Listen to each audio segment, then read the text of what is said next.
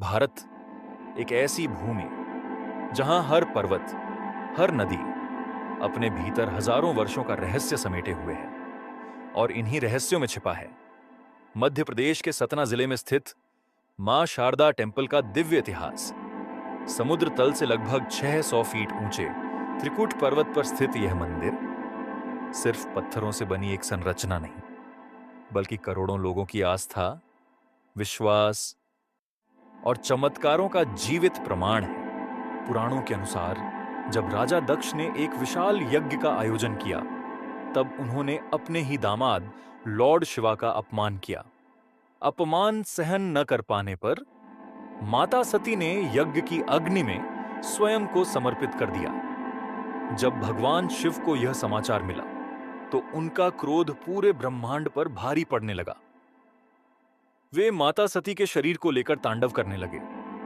देवताओं को भय था कि यदि यह तांडव नहीं रुका तो सृष्टि समाप्त हो जाएगी। लॉर्ड विष्णु ने अपने सुदर्शन चक्र से माता सती के शरीर को कई भागों में विभाजित किया।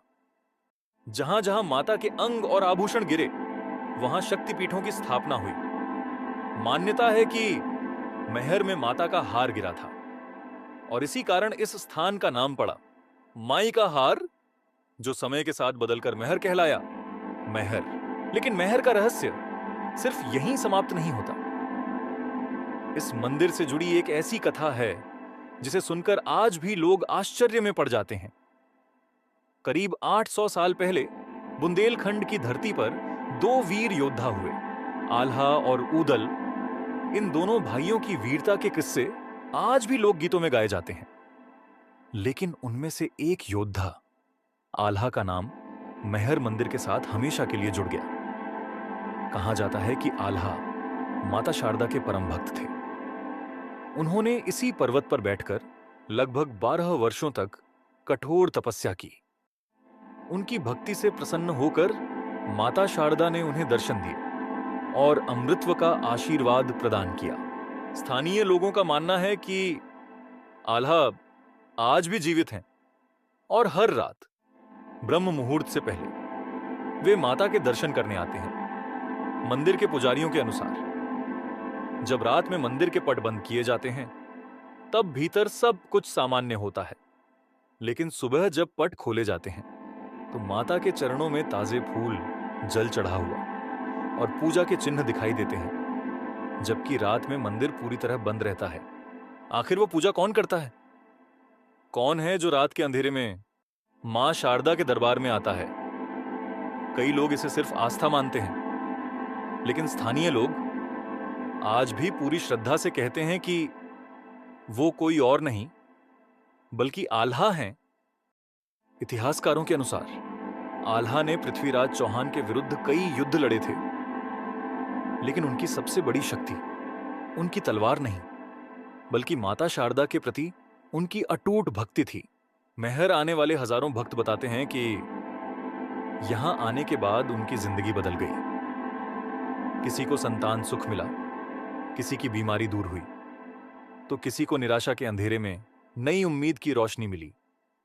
नवरात्रि के समय पूरा महर शहर भक्ति में डूब जाता है। चारों तरफ सिर्फ एक ही आवाज गूंजती है, जय माता दी, जय माता दी।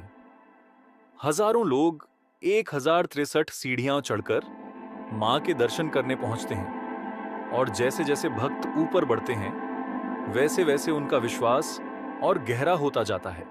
कहते हैं, मां शारदा अपने दरबार से किसी को खाली हाथ नहीं लौटाती। जो सच्चे मन से यहां आता है, मां उसकी पुकार अवश्य सुनती है। शायद यही कारण है कि सदियों बीत जाने के बाद भी महर का यह रहस्य आज तक जीवित है। क्या सच में आल्हा आज भी माता के दर्शन करने आते हैं? क्या सच में इस पर्वत पर कोई दिव्य शक्ति मौजूद है, या फिर यह सिर्फ लोगों की आस्था है? उत्तर जो भी हो, लेकिन महर माता का दरबार आज भी करोड़ों लोगों के लिए विश्वास का सबसे बड़ा केंद्र बना हुआ है। अगर आप भी माता रानी में श्रद्धा रखते हैं, तो कमेंट में जरूर लिखें, जय माता दी। और ऐसी ही रहस्यमयी, सनातन और अद्भुत कथाओं के लिए इस चैनल को लाइक, शेयर और सब्सक्राइब जरूर करें। Like, comment, and subscribe.